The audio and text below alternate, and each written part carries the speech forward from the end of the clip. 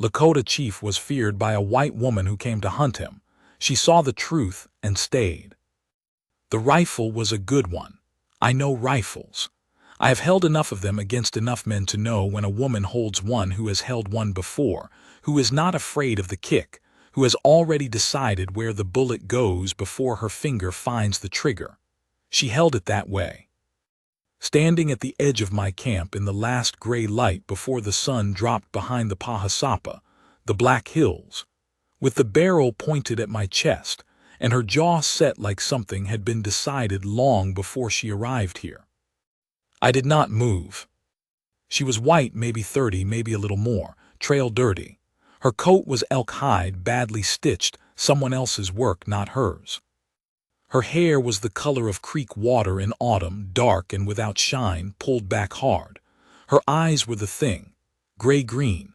She had been crying, but not recently. The tracks of it were there, dry like a river bed in August. She said in English, "You are Lakota." "I am Lakota." She said, "You killed my husband at the Platte River crossing, 2 summers ago." I stood still and looked at her and thought about the Platte, 2 summers ago, and what was there. There was a great deal at the Platte 2 summers ago. There was the killing of 4 of my warriors by settlers who thought a camp fire half a mile from their wagon train was a declaration of war. There was the counter-raid that the newspapers in the eastern cities called a massacre. There was the name they put on me afterward, names the bluecoats use, names the settlers use, names that travel ahead of me like fire through dry grass so that by the time I arrive somewhere, the people there already know what I am, or what they have been told I am. The rifle did not lower, she was steady. I will say that she was steady. "What was his name?" I said, not a question exactly, something else. She blinked. She had not expected me to ask that. "Martin Ellers," she said. "He was driving the 3rd wagon, brown mules. He had a green coat." I remembered a green coat. I remembered a lot of things from that crossing, the way you remember a day when everything was happening too fast to properly fix to memory. You carry pieces, a sound, a color, the weight of the air. I remembered which men of mine did not come home, and I remembered the faces of the settlers who ran, and I remembered the ones who fired first and from where, and I remembered the particular way a brown mule sounds when it is terrified, which is different from the way a horse sounds, lower and more desperate. I remembered a man in a green coat who was already down when we reached the eastern bank. Already down, not moving, shot from behind or from the side. The angle was wrong for us. I had looked at him for maybe 2 seconds. We were still moving. I told her this. She kept the rifle up. "That's a lie," she said. "You're a liar and a killer, and I've ridden 3 weeks to find you." "Then shoot me," I said, "or put the gun down and eat. Your horse is finished. You won't make it back to the fort tonight." She stood there a long time. The light went. The fire I had built that morning was low. I walked to it slowly, not to startle her, and I put more wood on it. I crouched by the flames and I waited. She did not shoot. After a while she sat down on the other side of the fire. She kept the rifle across her knees. I did not try to take it. Her name was Clara. She told me this eventually, not willingly, like a thing pulled from a deep well. She had been a school teacher in Missouri. She had come west with her husband because he believed the land in the territories was worth something, worth building on, worth the risk. He believed in things. She told me he was a believer, her husband Martin, the way some people are built in land, in God, in the idea that a man could make himself from nothing if he worked hard enough and chose right. She told me this without softness, just putting it down like stones on a table. She was not asking me to admire him. She was just telling me what he was.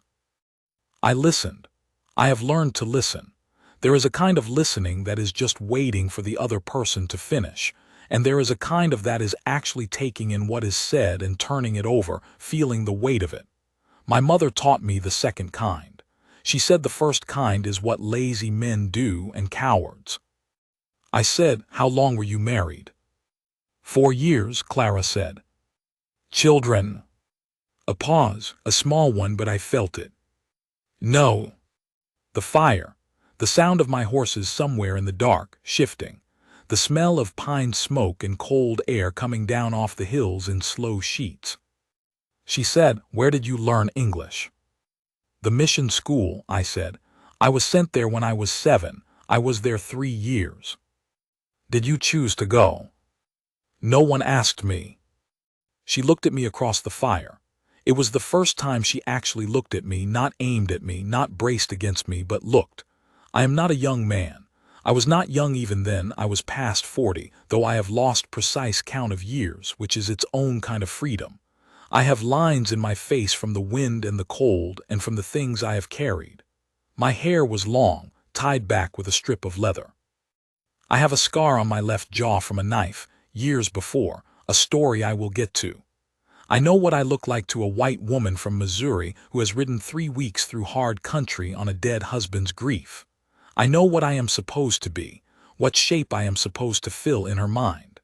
I know the name they have given me and what it is built of, and what it is built for. She looked anyway. "You really didn't kill him," she said, not asking exactly, working it out the way you work out a knot, slow, methodical, feeling for where it gives. "I have killed men," I said. "I want to be honest with you about that. I have killed men who were trying to kill me and kill my people. I killed 2 men at the Platte Crossing. Neither of them wore a green coat. Neither of them was on the eastern bank."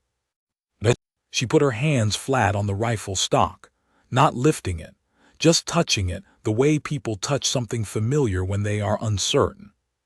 "Then who?" she said. "I don't know. I know what I saw." The fire popped. A coal fell and glowed orange on the dirt and went out. I asked her to eat. I had dried meat, some flat bread one of the women of my band had made before I rode out. I had been riding out alone for weeks by then, which is its own story, which I will get to, and she ate. She ate the way people eat when they have been holding hunger at bay through sheer determination, and then the determination breaks and the hunger is all there is, the only real thing. She ate and she did not look at me and she did not thank me.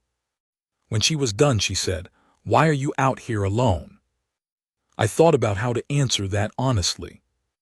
I was alone because my band had been moved 3 times in the past year. 3 times the government men came with their papers and their words, and the rifles standing behind them like a sentence with a period at the end, and told us the land we were on was no longer our land, that we would be taken to a better place, a place more suited to our needs, which is the kind of language men use when they have decided what you need without asking you.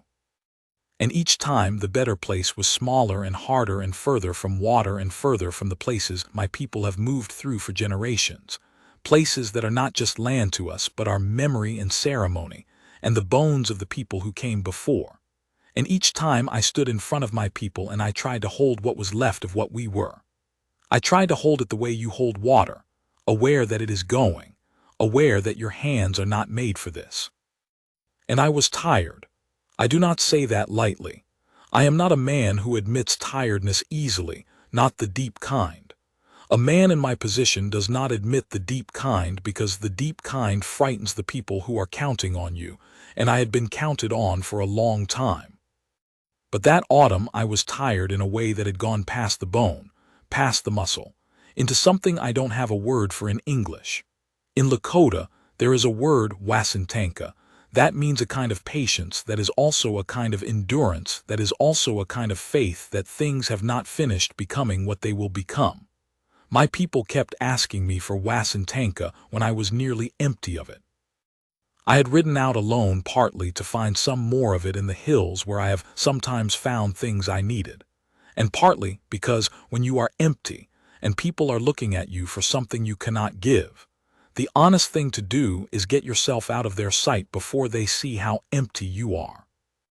I told her some of this, not all of it, enough. She listened, that second kind. I could tell because of how still she went, not the stillness of someone waiting, but the stillness of someone receiving. When I stopped, she said, "My husband was a believer, I told you that. I'm not sure I am. I wanted to be. I thought maybe if I did this, came here, found you, made it right, I might become one again, a believer in something. And now, I said. She looked at the fire. I don't know what to believe now. We slept on opposite sides of the fire that night. She kept the rifle beside her, which was only practical. I did not sleep well, but I rarely sleep well anymore, which I have made a kind of peace with. In the morning she was still there. I want to say something about mornings on the plains in October. The cold comes in the night and it settles into everything: the ground, the grass, the saddle leather, your coat, your boots, the inside of your chest, and then the sun comes up and it does not immediately fix this. There is a period of gray before the gold, and in that gray everything is still, and there is a quality to the light that I have tried to describe to people who have not seen it and cannot get there with words. It is like the world is deciding whether to continue. And then it decides, and the gold comes, and the hawks begin to move, and the grass makes its small sounds against itself, and the cold starts to ease, first just at the surface of things and then slowly deeper. She was sitting up, hugging her knees, watching the gray become gold. I cannot say what she was thinking. I did not ask. I built the fire back up. I made coffee. I had coffee, which she did not expect.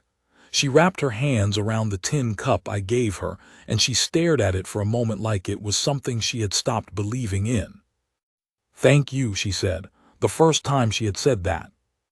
"It's coffee," I said. "I know what it is," she said, but she was not harsh about it. She did not say anything for a long time after that. The gold came, the hawks moved, the horses grazed. Then she said, "I want to see where it happened, the crossing. The Platte is 4 days from here. I know how far it is." I looked at her, she looked back. Her eyes were something in the morning light. Not beautiful, exactly, or not in the way that word usually means when men use it, as though beauty is a kind of possession. Clear is what they were, like water over rock that has been cleared of everything that was not itself, like she had spent 2 years burning things away, and what was left was just what she actually was. "I'll take you," I said. I do not fully understand why I said it. I have thought about it many times since, in the way you think about something that opened a door you had not known was there. There was something in the way she had ridden 3 weeks alone on a false story, something in the way she ate without self-pity when she was finally hungry enough to admit it, something in the way she sat that morning watching the light change like she was collecting it. There was her voice when she said his name, Martin, the way it had already become a past tense thing, a weight she had accepted and was carrying, and she was not asking anyone to relieve her of it. "I don't know," I said. "I'd take her." She said, "I don't need your pity." "I know," I said. "I'm not giving you any." She thought about that. Then she nodded once and stood up and began to break down her bedroll. We rode east. In those 4 days, I learned things about her in the way you learn things about someone when you are riding together through open country. In pieces, sideways, not because they are trying to tell you, but because the motion and the quiet and the hours create a kind of ease that conversation fills without anyone making a decision about it. She had grown up in a house with 6 brothers in Missouri. Her father was a farmer who believed in working and not much else, and who did not think a girl needed education any more than a horse needed a hat. Her mother had died when she was 11. An aunt, her father's sister, who had married a schoolteacher and lived differently, had given her books when her father wasn't looking, had sat with her in the kitchen on Sunday afternoons and read to her and with her. And this aunt was the reason Clara had learned to want more than her father's version of what a woman's life was. She had taught school for 2 years. She liked it. She said she liked the look on a child's face when something that was hard became clear, that particular expression, which she said was almost like surprise, like the child had not expected the world to yield, but it had. She married Martin when she was 26, which she said was older than most, and she said it without apology. Martin had been a student of hers briefly. Not in school. He was too old for that, but she had taught a night class for adults trying to read, and he had come, and he was the only one in the room who laughed at himself when he made mistakes, and she had liked that. I told her things too. I told her about my father, Sunkawakin Wild Horse, who was a man of great steadiness, the kind of man a storm breaks around rather than through. He did not raise his voice often. He did not need to. There was a quality to his presence in a room, in a council, in a conflict that made other men slower and more careful. I spent my boyhood trying to understand what it was, and I have spent my manhood trying to reproduce it, and I am still not sure I have. He died when I was 22. I was not there. I was at the mission school, and then I had run from the mission school and was finding my way back north, which took 3 months through bad country. By the time I got home, he had been dead a season. I have not forgiven myself for missing his death, which I know is not logical since there was nothing I could have done, but grief is not a logical animal. Clara said, "Mine too, my mother, I wasn't there." I looked at her. She was looking at the horizon. "I was at school," she said. "The school was half a day's ride from the farm. Someone came for me at noon, but by the time I got home it was done." She paused. My aunt held my hand the whole time. She didn't say anything. She just held my hand. We rode in silence for a while. I told her about the mission school, the real thing, not the official version. The way they cut my hair the first morning. The way they took the clothes I had arrived in and gave me clothes that did not fit and smelled of another boy. The way they told me my name was wrong and gave me another one, James, which I never used and which I have not thought about in 40 years. The way they punished you if you spoke Lakota. The way some of the boys went silent, not as protest, but because they were slowly emptying, the way a vessel empties when you pour everything out of it and put nothing back. I watched boys empty. I did not let myself empty because my mother had made me memorize things before I left: songs, stories, the names of my grandparents and great-grandparents going back 5 generations. And I would say them to myself at night under the blanket, very quietly, not moving my lips, just the words in my head, and that kept something in me that they could not get at. Clara said after a long silence, "That is the cruelest kind of thing, taking a language." "Yes," I said, "because it takes the thoughts that only exist in that language." I looked at her. She was not performing understanding. She had actually gotten there by herself. "Yes," I said again. I told her about the first time I led men. I was 24. A raiding party had taken horses from a camp 2 days north of ours, and I took 7 men to get the horses back. I was afraid, not of being hurt exactly, but of making the wrong choice, of being less than what was needed, of having men trust me and not deserving it. I did not let the fear show. What you learn early if you are going to lead people is that your fear is your business and no one else's. Your steadiness is theirs.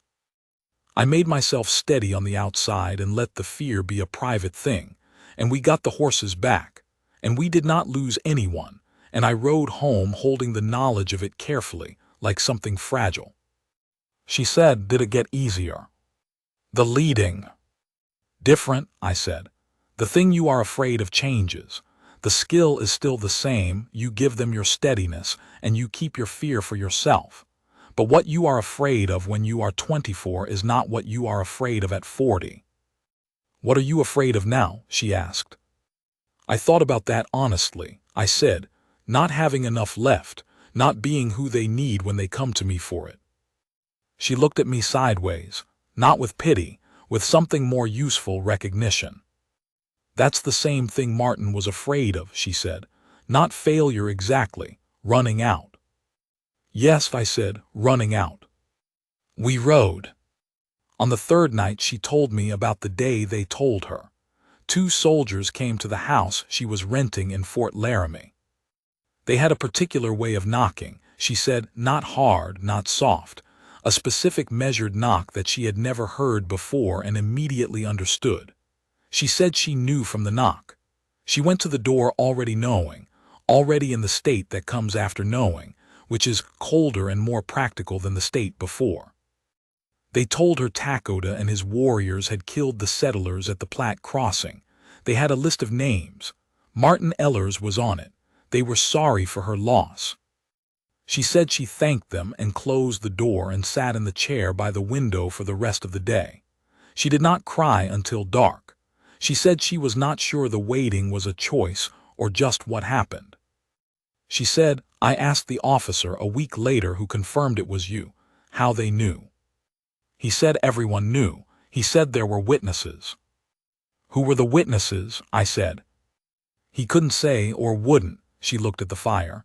I didn't push, I should have pushed. You were grieving, I said. That's not an excuse I give myself, she said, matter of fact, no self-pity in it. I told her what I had seen.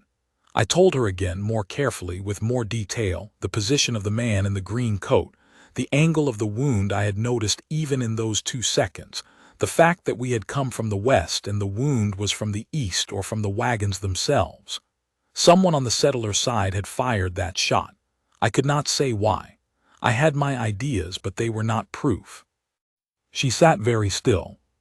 He was the only man in the group with the land deed already, she said slowly. He'd bought it before we left Missouri. The land was in his name. If he died without children, she stopped, worked it out.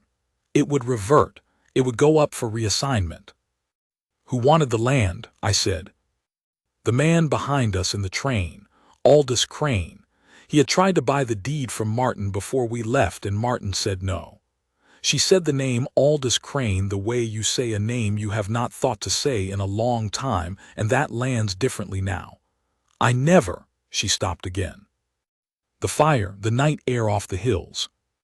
I never considered, she said quietly. I just took what they told me and made it into the shape I needed. She looked at her hands. I rode 3 weeks to shoot you. You rode 3 weeks to make sense of something that didn't make sense, I said. That's different. She looked up at me. I don't know what she saw. Whatever it was, she didn't look away from it. We got to the Platte Crossing on the 4th day. In the middle of the morning, the sun already high enough to have some heat in it. I want to say something about that river in October. The willows are yellow and the water is low and cold, and it runs clear and quick over gravel beds, and you can see the bottom for 50 yards. It does not look like a place where terrible things happened. That is the particular cruelty of places where terrible things happened. They go right on looking like themselves. The crossing is wide and shallow, and the wagon ruts are still there cut into the soft banks, 3 years deep now, from the hundreds of wagons that have passed through. The cottonwoods on the eastern side are going yellow at the tips. I showed her where we had been. I walked it with her, where we were camped when we heard the shots, where my men came in, where we crossed, where the settlers fired from the willow line, where 2 of my men fell before we got across and what that sounded like, which I told her plainly without making it more than it was. She listened. She did not look away. She walked the eastern bank slowly. She was reading the ground. I could see her doing it, the way she moved, looking at angles. She has the kind of mind that needs to reconstruct things. She stopped at the cottonwoods. She stood there a long while, looking at the ground, at the roots of the trees, at the angles. Then she crouched down. Here, she said. She pointed at a root that emerged from the ground in a thick curve. There was something dark on it, old and dried. It might have been anything, sap or old water stain, but the position of it, the height. She looked at the cottonwood trunk, looked at where the bank was, looked at the wagon trail. She said quietly, he'd have pulled off to the east side to water the mules. That's what he always did, first thing at a crossing. He was particular about the mules. She looked at the dark stain on the root. Someone standing in the wagon line would have had a clear angle. I crouched beside her, said nothing. She sat with it, put her hand flat on the root, palm down, the way you put your hand on something when you are trying to feel what it knows. Then she stood. She stood with her back to the river, and she looked west and she looked east and she looked at the ground. Then she turned to look at me. I have been looked at a great many ways. I have been looked at with hatred and with fear, and with the particular blankness that means someone is looking through you at the thing they have already decided you are. I have been looked at with the studied official emptiness of men who are trying not to have feelings about what they are doing to you. I have been looked at with respect, too, by men who earn the right to give it. And I have been looked at with love, though that was a long time ago and is its own separate story. She looked at me, and it was none of those things. It was something more direct, like someone who has been walking in a wrong direction for a long time and has stopped and turned around and is looking at the actual landscape for the first time. She said, "I owe you something." "No," I said. "I rode 3 weeks to kill you." "You didn't." "That's not the point." Her jaw was set. "I came here carrying a lie that was put into my hands by people who used my husband's death and my grief to make me into a weapon. They aimed me at you and I let them." She did not look away from me. "I'm sorry for what they've done with your name, for what they keep doing with it, and for what I came here to do." I looked at her for a moment. I am not a man who is apologized to often, not genuinely. I am given many things by the world: orders, threats, false pity, official regret. But a real apology, offered without anything being asked in return, offered by someone who understood precisely what they were sorry for, that is a rare thing. She said, "I see you, plain, without ceremony or performance. Not what they said you were, not the name they made, you." Something shifted in my chest, something that had been still for a long time. I am not going to be more poetic than that. I know what I felt and I know what it meant. A man who has spent enough years being a legend instead of a person, being a story instead of a man, knows what it costs to be finally seen plainly. It costs something to receive it, too. There is a kind of exposure in it. You have been carrying the armor of the legend for so long that when someone looks past it, you feel both relief and something that is almost like grief for the armor. I said, "Your horse is recovered. You can make Fort Laramie in 2 days." She looked at me. "I know. There's nothing for you here." "I know that too," she said. We stood there by the river. The current made its sound. A bird called in the cottonwoods and was quiet. Then she said, "I keep thinking about what you told me, the word." "Wasantanka," I said. "That one, patient endurance. Faith that things aren't finished yet." She looked at the river. "I've been empty of it for 2 years. I came out here thinking I'd make something right and maybe get some of it back, but I didn't think I actually would." She turned back to me. "I'm not as empty as I was." I thought about what to say. I said, "The Platte Crossing is 3 days' ride from my band's winter camp." She looked at me for a long moment. "Is that an invitation?" she said. "It is a statement of geography," I said. "What you do with it is your business." She almost smiled. Almost. There was something in the set of her mouth, around the eyes, that I had not seen before, something that was thinking about being lighter. We made camp that night on the Platte Bank. I did not try to make it mean more than it was. We made a fire, we ate. We slept with the river sound around us. And in the morning the world was cold and gold and deciding to continue again. I saddled my horse, I broke camp, I began to ride west. I did not look back. I had said what I said. It was hers to decide. She caught up inside a half-mile, came up on my left without announcement, without explanation, without anything except her horse moving into place alongside mine like that was where it was going. The rifle was in the scabbard. She was not thinking about the rifle. I did not say anything. She did not say anything. The hills were ahead and the sun was behind us and we rode. I thought about my people. I thought about riding back into camp with this woman beside me and what that would mean, the questions, the difficulty, the various feelings of various people, none of which would be simple. My sister's face. The older men who had lived through enough white contact to be suspicious of all of it on principle, which is a reasonable thing to be. The children who would stare. The women who would watch and assess. It would not be easy. I am not a man who needs things to be easy.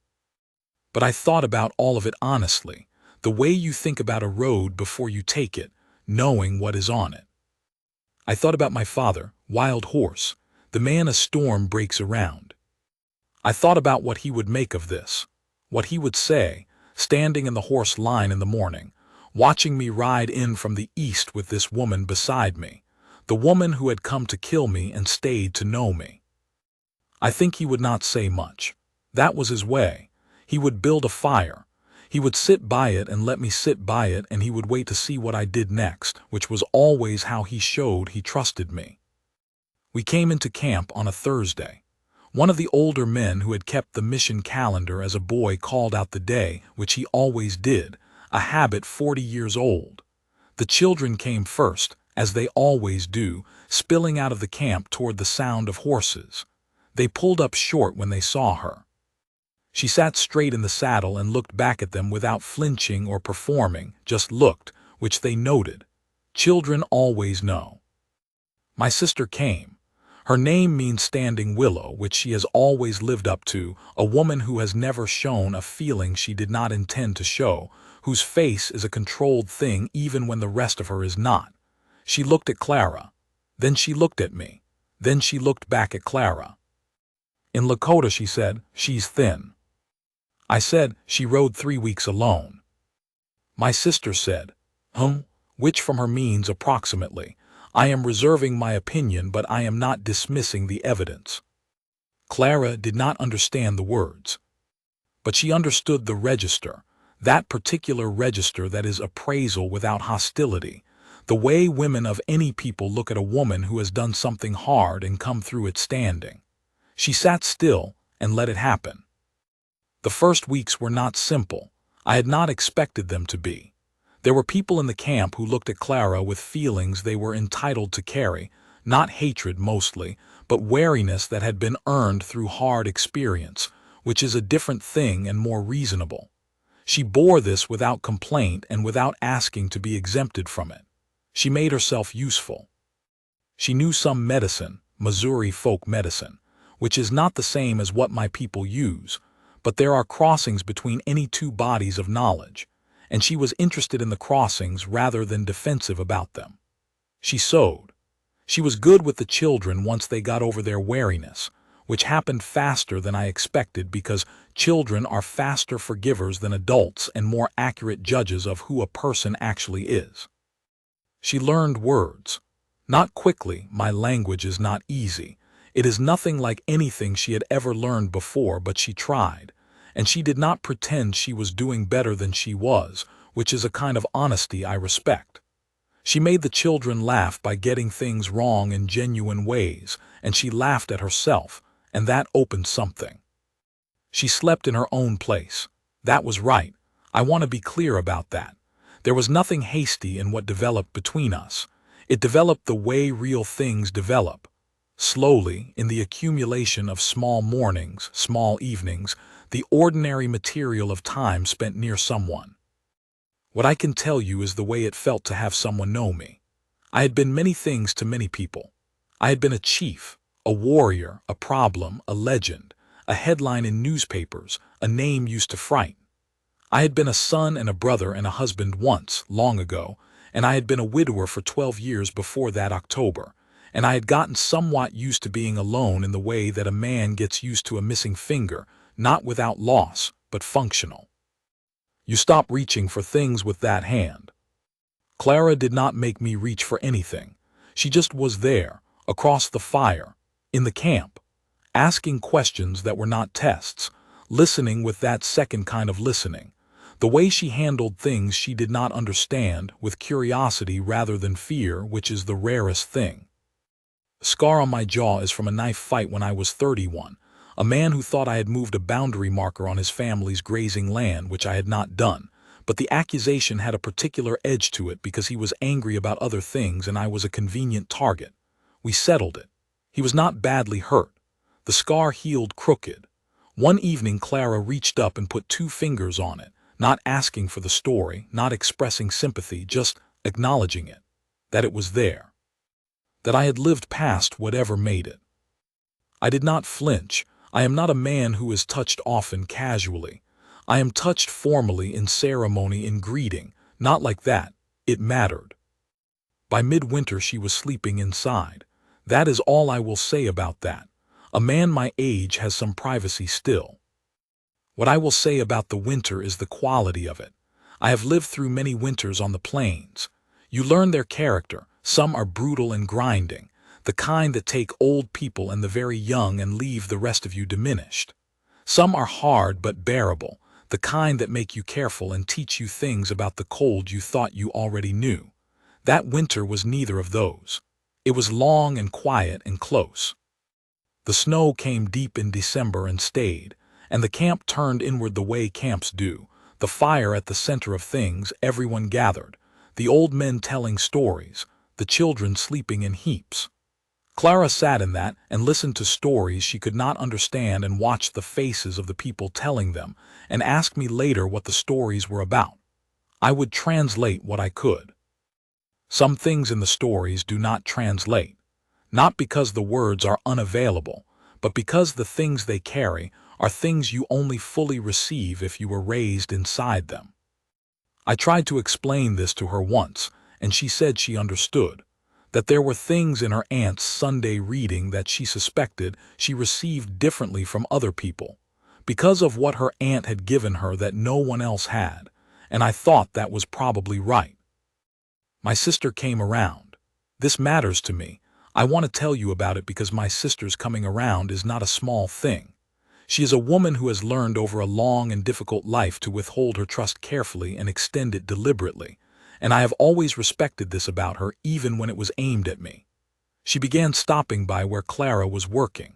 She began showing her things, how she tanned a hide, a particular way of smoking meat for the long cold months.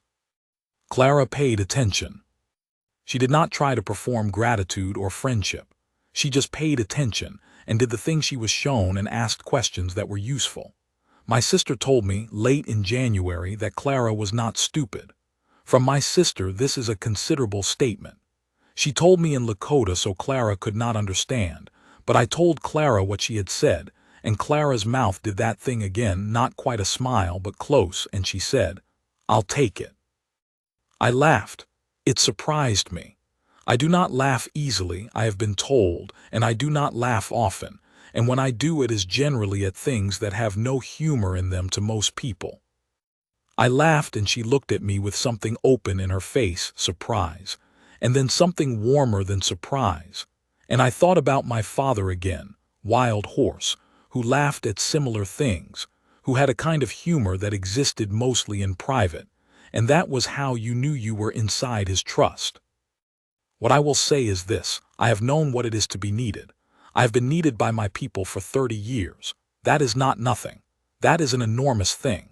But there is a kind of being needed that is about what you can provide, what you represent, what you carry, and it is real and it matters, and it is not the same as being known. Clara needed me for none of those things. She had her own steadiness, her own resources. She was not a woman who came to a man to be carried. She came because she chose to. Because she had looked at me plain without the legend and found the man worth choosing. I am Lakota.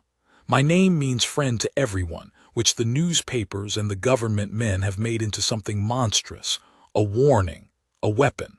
I have lived inside that making for long enough that I sometimes forgot what the name actually meant, what it meant when my father gave it to me, what he saw when he looked at the boy I was and called me that.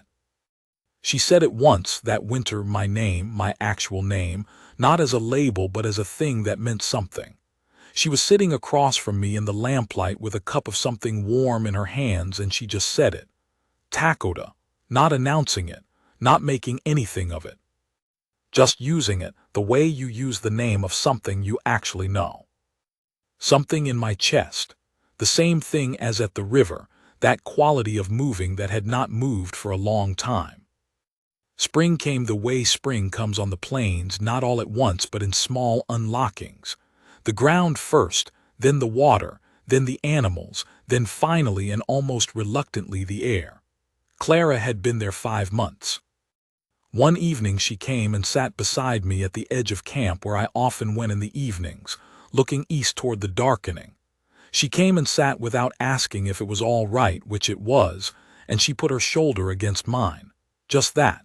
The weight and warmth of it, solid and real. I put my arm around her. She did not move away.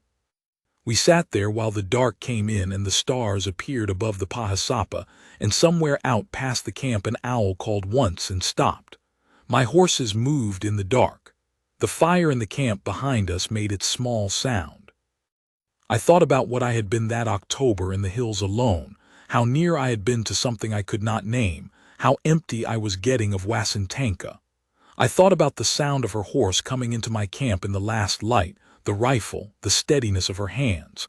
I thought about 4 days to the Platte and what she had said standing at the cottonwoods. I see you, not what they said, you. I think there are men who go their whole lives without that, who are valued for what they provide and feared for what they represent and needed for what they can do, and who die without anyone having seen them plain. I know those men. I have been close to being one of them. She chose to see me. She had come 3 weeks to kill me, and she stayed because when she looked, she saw the man my mother raised and my father named, and my people needed me to still be, and she found that man worth knowing. That is the whole thing when you get down to it. The owl called again. She was still against my side. The night was cold and clear and going on forever above us, the stars as thick and close as they get only out here, away from the noise of settlements and their lights. I did not speak, she did not speak. The fire burned down to coals behind us, and still we sat there, and that was enough. That was exactly enough. That was more than enough. That was all of it.